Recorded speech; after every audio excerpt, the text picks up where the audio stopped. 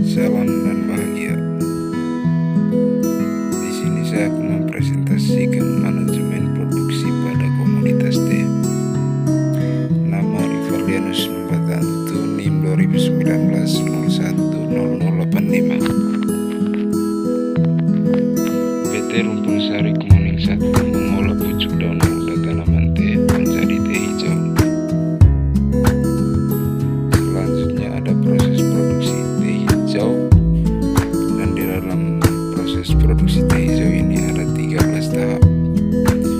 Tahap yang pertama, pucuk diterima dari kebun, penimbangan 1, penimbangan 2, pelayuan, hasil dari pelayuan, koler, penggulungan, pengeringan awal, hasil pengeringan awal, pengeringan akhir, testing, pengepakan, dan yang terakhir finishing. Selanjutnya ada tahap pengendalian mutu. Penerimaan pucuk dari kebun, penimbangan 1, penimbangan 2, pelayuan, dan ada sortasi 1, sortasi 2, sortasi 3. Selanjutnya ada pengemasan. Dalam pengemasan ini, bahan kemas bisa terbuat dari peti triplex yang di dalamnya dilapisi dengan kertas aluminium atau aluminium foil. Bisa juga dipak dengan paper sack, yaitu kantong kertas lapis 3, dan lapis keempat merupakan kertas aluminium, atau bahkan bisa juga hanya dipak dengan karung goni yang di dalamnya dilapisi dengan kantong plastik. Dalam proses pengepakan, setiap peti atau sak atau karung diambil contohnya dan ditampung dalam tempat aluminium. Pengemasannya disesuaikan dengan standar packing yang telah ditetapkan dari perusahaan. Selanjutnya ada kekuatan strategis PT Rumpun Sari Kemuning. Terletak pada produk yang berkualitas, kontinuitas produk terjamin, potensi sumber daya alam yang mendukung, adanya kantor cabang pemasaran, dan manajemen yang cukup terkoordinasi. Dan ada juga kelemahannya, meliputi keterbatasan modal, pengalaman pengemudi rendah, kondisi mesin produksi yang sederhana dan sudah tua, bahan bakar untuk proses produksi masih tradisional, dan promosi belum maksimal.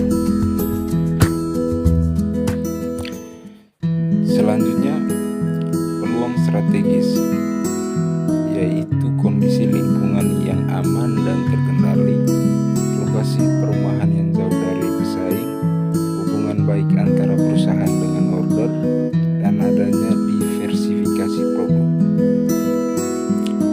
Ancaman yang dihadapi berupa kurangnya perhatian pemerintah dalam promosi, harga teh dunia yang berfluktuasi, tuntutan kualitas dari konsumen, jarak perusahaan dengan konsumen jauh, dan perkembangan teknologi informasi yang masih minim. Selanjutnya ada random fluctuation. Di dalam random fluctuation ini, jadi sistem produksi tanaman dilihat dari pengaruh lingkungannya, yaitu cuaca, inflasi, perubahan selera konsumen, peraturan pemerintah, dan peralatan rusak atau peralatan yang masih sederhana. Nah, penanganan dari random fluctuation dengan pelaksanaan yang konsisten dan pengambilan tindakan yang cepat terhadap permasalahan yang terjadi pada proses pengendalian mutu menjadi prioritas untuk segera direalisasikan, sehingga untuk usaha ini mampu menyokong pertumbuhan pemasaran rantai dan dapat mengupgrade mesin yang digunakan. Selanjutnya ada sistem produksi.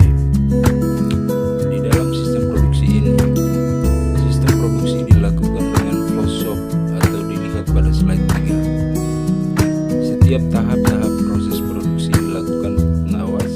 agar sesuai dengan ketentuan perusahaan. Hasil pengawasan dijadikan bahan evaluasi untuk proses selanjutnya. Selanjutnya ada sistem manufaktur.